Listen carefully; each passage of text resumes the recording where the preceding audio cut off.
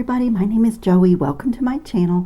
I got my Beads of the Month club in the mail and I am doing the rotating club. So if you're not familiar with Adornable Elements Beads of the Month club, they have 6 different clubs to choose from and you can choose just one, say Rocaille seed beads, and you get that every single month but curated into different colors. But I cannot decide between all the different beautiful collections that they have, because they have Hot and Trendy, which is what I got today. They have Check Glass, they have Gemstones of the Month Club, they have Delicacy Beads of the Month. So I couldn't decide because I really love them all, and they do such a great job of putting the box together. And it's probably the oldest monthly bead subscription out there. I think it might be the first one. I'm not sure, don't quote me on that. But anyway, I cannot decide between all the different beautiful clubs that they have. So I am rotating and I just let them pick for me what they're going to send me that month. So it's like getting a surprise package in the month. And this month I got the Hot and Trendy Beads of the Month Club. So this one is like newer finishes, shapes, really on trend, like up and coming beads. And so you get a little glimpse of that. And this month's is called Hive. It's so beautifully curated. I just absolutely love it. So I'm going to share with you how wonderfully it's organized and what's in this month's curated little collection here. And we're going to make a really cool pair of earrings.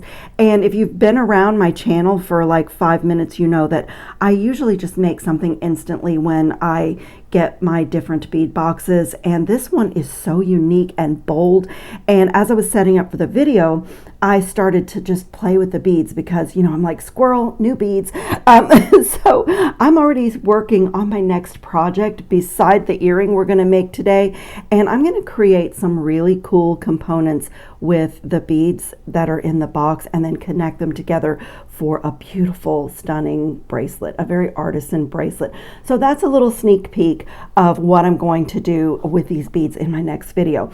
But let's dive into what's in the contents of the box. I have a little head pin here so that I can show you everything. This is a classic. This is a Check Glass gold travertine bay leaf. I have a whole organizer for my glass leaf beads, and it's just one of those things that you can never have enough of. They're seasonless. You need them in all your designs for every season, and they are just fabulous. I just love that we got that. And by the way, if you've never seen this before, they are so highly organized. So on your ingredient list, your code is there and exactly the price and how many pieces, and they're all organized in these beautiful little containers with the label on it. So, you know, I'm a huge organizer because as jewelry artists, we get a lot of little tiny things, and it really hurts your creativity when things are a mess and you can't find anything and you don't know what you have, and then things are piling up. So getting my beads like this and with the labels makes me so happy. I'm just such a wonderful way to do little beads. Okay, up next is these gorgeous crystal amber small spikes, and I just absolutely love these. I see that I have a kitty cat hair here. I just love these. These have the most amazing little shape. Like I said, the beads in this box are very bold and they're very unique, very cool shapes. So like I feel like the earrings that I did already are just very avant-garde, contemporary, and chic. And this bead is all of that. So half of it is clear, half of it has that like gold metallic wash on it. It's a spike, but it's soft. Like the lines are soft. The little top of it is soft. So beautiful. And then this is beautiful. This is a lemon riso or little rice bead, top drilled, and it is half AB. So the AB is on this side and on this side, and you'll see what they look like strung together in the earrings. And I think for the little sneak peek bracelet that I showed you, I think I'm going to attempt to make a component just out of these by stringing a whole bunch of these together. I'll see how it looks, but oh, this box just gave me so many ideas. And then the next cool bead is this petal bead, and it is jet on one side. It's called jet amber, but it's really a metallic gold, and then jet on one side. And this is just absolutely stunning. This is also a pretty classic check glass bead, but I love the dimension of it. It's slightly concave on this side and convex on this side. And, you know, it's molded in such a way that it really does have those ripples and like soft bends of the petal of a flower. And they're just beautiful. So you can like wire them together or sew them together to make a flower, a very layered flower. But I have always loved this bead just like that, just as a dangle or as a charm, because that way it has this very contemporary shape. And I really love it that way. This colorway is fabulous. The jet side going to the metallic side is wonderful. And then these are so cool. For all intents and purposes, this is a dagger bead, but no, it's not really a dagger bead. It's opaque yellow, but it's etched like a wing. So it really looks like the wing of a bee or a dragonfly. You could even do a small butterfly with this. And that's why I did this component that I shared with you, like my little sneak peek, because I started out thinking, oh, I'll do, you know, like I do these little people and mermaids. And I thought, oh, I'll use that and just create a little bee. But then I thought I want to do something more contemporary, more unexpected, and, you know, kind of a fantasy bumblebee or dragonfly. And so putting it together like that just did the trick. So those are really, really fun. And then this is so cool. I think this might be my favorite bead in this whole box because it's just so cool. This is a 3-hole bead, but it is called a beam bead, and it's jet, but it's in matte. So it's really opaque, and it's just like very, very soft, soft black, if you will. I just love this. I had a lot of fun using it as a connector, and using it as a connector on my earring and on my upcoming bracelet project. And I even have more ideas because, I mean, it has this beautiful like thin profile, almost like a disc, like an oblong disc, but it does have the 3 holes. And when you start stacking them together, it takes on another shape. And even like 11 seed beads in here would give you some negative space in a stringing pattern. So I just think that's an amazing little beam bead. And then up next is this transparent spicy mustard. This is a top hole round bead. So the drill hole goes like across the top. And this is so fun. You can make little charms. You could do a whole cluster section by briolette wrapping, or even just slipping a jump ring in there and then gathering these all up. That would be so pretty. But you could also like use this for the bee's body or his head if you actually wanted to do a little beaded bug. You know, you could really do that. And then this is so beautiful, you guys. This is sunflower yellow. It's a window cut, or, you know, table cut polished drop, and it has the Picasso wash on it. That is just stunning. As I said, this box is so bold and colorful. It's bold in color, in finish, and in shape. Absolutely beautiful. Look how cool that is. It looks like the petal of a sunflower. So really, there again, you could make drops with this, but you could wire it together and make a really giant, bold sunflower with these. I just really, really love those. And then I have added in for today's project, I have added in just some 11 gold seed beads and some 8 matte black seed beads. So they match the beam bead very, very well, my little matte seed beads. But you know, you have the shiny jet in here, you have metallic. So going into your own stash to like add something in should not be too hard. So let me show you the earring, and I'll put some better pictures up at the end of the video because this is very dangly. This is a concentric hoop earring, but the ring, or concentric rings, but the rings don't sit perfectly inside each other because of using the 3 different holes in that cool bead. They kind of layer on top of each other and go from small, medium to large, and you just have like all these cool textures and colors and shapes in this earring, and it's so fun to make these. And you know, like this is just one version, but you could do so many variations on this design. I mean, so many. I had a lot of fun doing this. So what I'm using to string on is my Soft Flex 49 strand, and I had the copper metallics color. I thought it went pretty well with these goldens and yellows. And then You'll need an ear wire for the earring, and as I said, some 8/0 black seed beads. You need 3 number 2 crimp tubes for each earring, so you'll need 6 altogether. And I've already strung my pattern here on 2 of my strands just to save time, so you know you don't need to watch somebody stringing seed beads. It's like watching paint dry. But if you'll notice in my pattern here, the thing that's notable is that I did an odd number of beads. It's just really pleasing to the eye. So there are 7 of these little Rizo beads, and I have an 11/0 gold seed bead in between each one, but I omitted the one on one end. And why I did that is because when I crimp my ring, that crimp tube kind of takes the place of the last seed bead.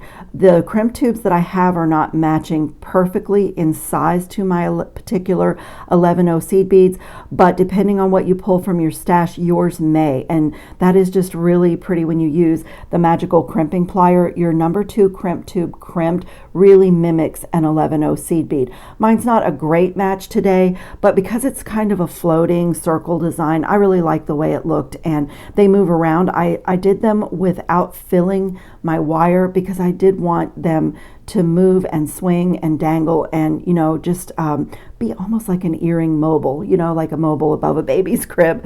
I guess that was my vision for this. So let me show you how we do this. I'm going to you'll need 2 of your beam beads, 1 for each earring, obviously.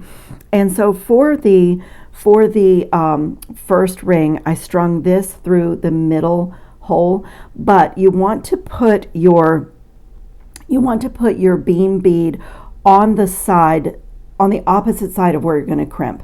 I hope that's clear. Let me just show you. So string your beam bead on where your last seed bead is in the pattern, and then I'm going to pick up a number 2 crimp tube and put that on the other end, and that just makes it so that this, when it's crimped, is going to kind of finish the pattern down here.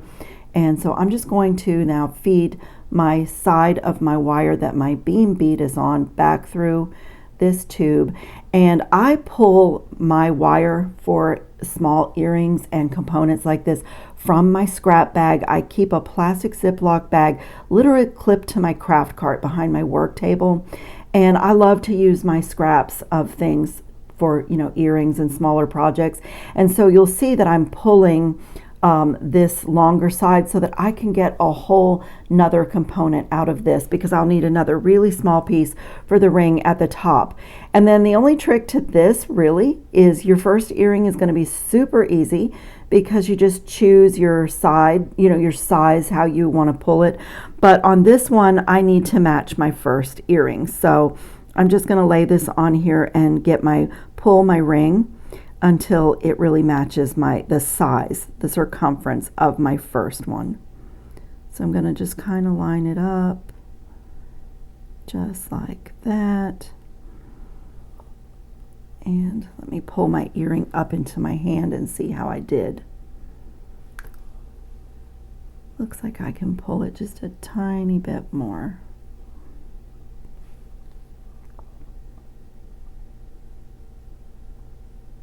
I think that's perfect. So now I am ready to crimp. I'm going to get my magical crimping plier right in the middle of my circle and fit that number 2 crimp tube squarely in the middle of the divot and close. And when I take the tool away, I've made the tube look like a square with 4 little pinched corners. Now I want to fit it back squarely in the middle in the opposite direction and close it again. And now just keep the tool in that position and move my ring around a little bit and open and close my tool. The little beam bead wants to get in there. And it turns that number 2 crimp tube into a little tiny bead. It just looks so great. And now I want to come in here and clip as close as I can. And see, I have enough for a whole nother component there. And trim this side. And now I have my second pattern done, and again my pattern here is in odd numbers, so I have 3 of the spike beads right in the middle. They're separated by black, so just alternated the black and gold and yellow through the whole earring. And what I did again is 5 seed beads on one side and only 4 on the side where my crimp tube is going to go. So I'm going to add my crimp tube to that side of my would-be ring. Whoops, I missed the hole altogether. And then the other side is what will get fed through the beam bead. And this one is on the bottom ring. So just put that through. And you see, just move this one out of the way. So I'm putting it through the bottom ring. And you know, it's gonna not be the bottom until I get the ear wire on it. There's nothing holding it where I want it to be just yet. So just put this through. And I'm going to do the same thing where I pull and get this circle to match my first earring as closely as I can.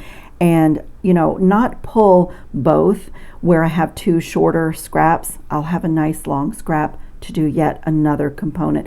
These may get used when I start making components for my bracelet. And you know, by the way, this technique is exactly the same technique that I use for my bracelet components. And so can you see these are those same 11 seed beads, and the crimp tube is right there at the tip of the loop on both sides.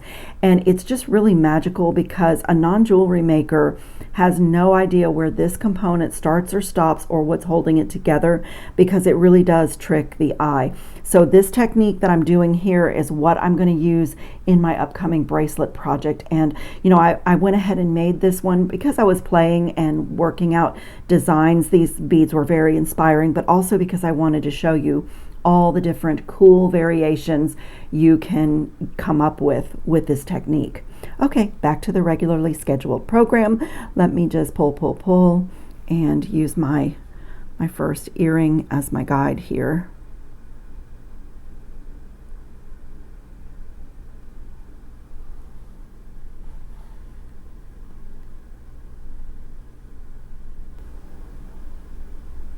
Okay, so I have that one really close to the same size, and I'm going to do the exact same thing with my magical crimping plier.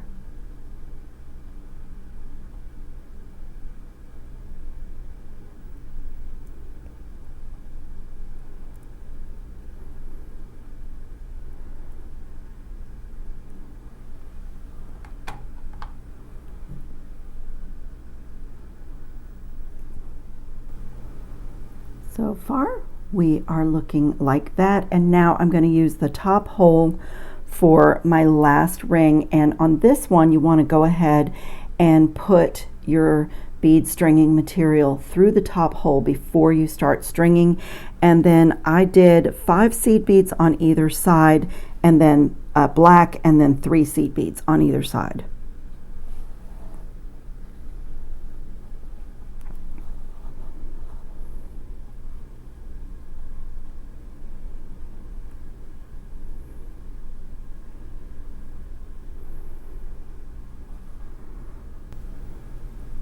Just like that, and then a black and a black, and then 3 gold seed beads on top of that on each side.